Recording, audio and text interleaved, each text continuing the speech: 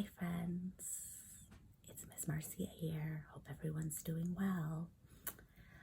If you notice, friends, I'm speaking very softly because right now I'm getting ready for quiet time. Do you ever have quiet time at your home? Quiet time's very important.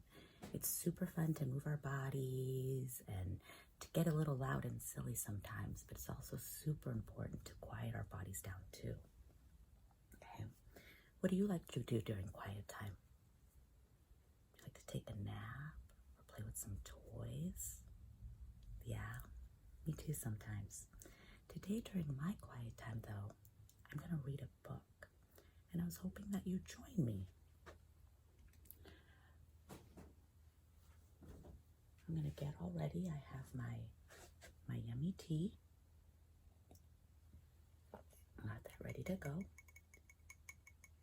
gonna snuggle up with my favorite lovey. This is Puppy. Puppy says hello. He misses you, llamas.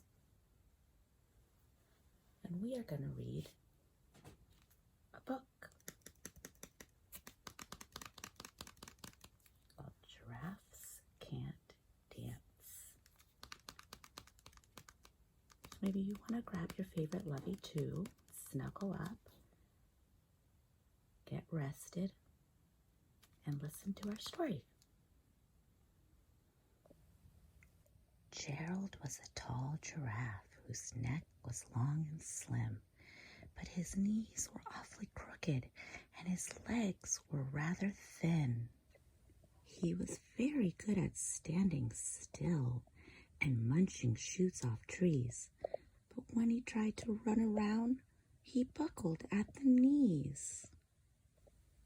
Now, every year in Africa, they hold the jungle dance, where every single animal turns up to skip and prance.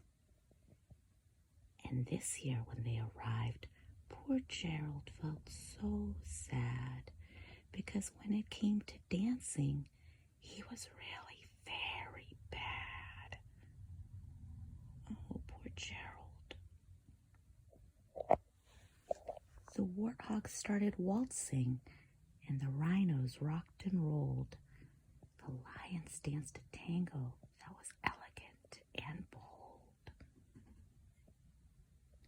The chimps all did a cha-cha with a very Latin feel, and 8 baboons then teamed up for a splendid Scottish reel. Gerald swallowed bravely as he walked toward the floor, but the lions saw him coming and they soon began to roar. "Hey, look at clumsy Gerald," the animals all sneered. "Giraffes can't dance, you silly fool. Oh, Gerald, you're so weird." How unkind. If I were Gerald, my feelings would probably be very hurt. Gerald simply froze up. He was rooted to the spot. "They're right," he thought. "I'm useless. Oh, I feel like such a clot."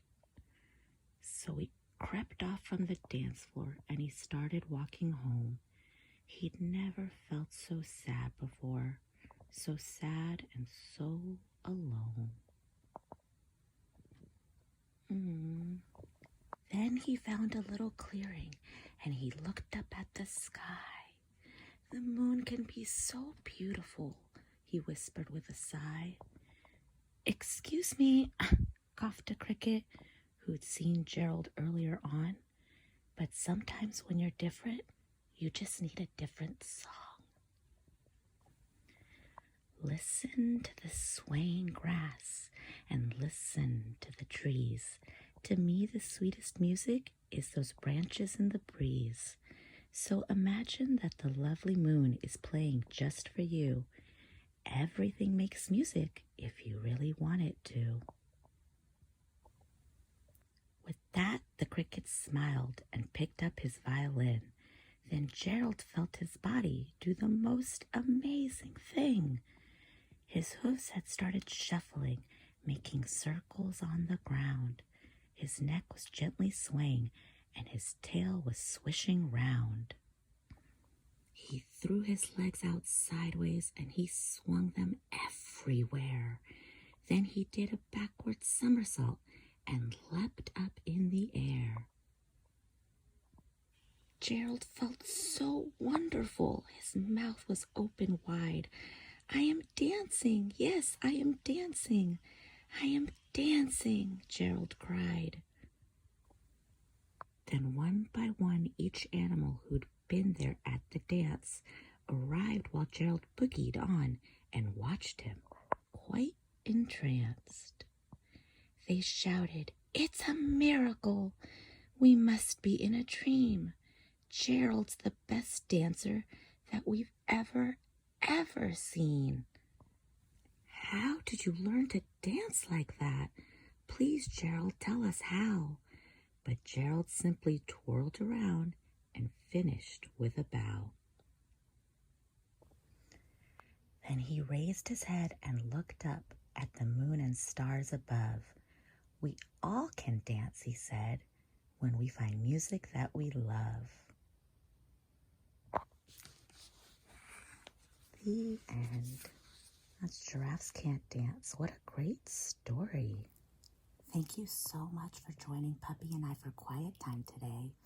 Have a great weekend, friends. Take care.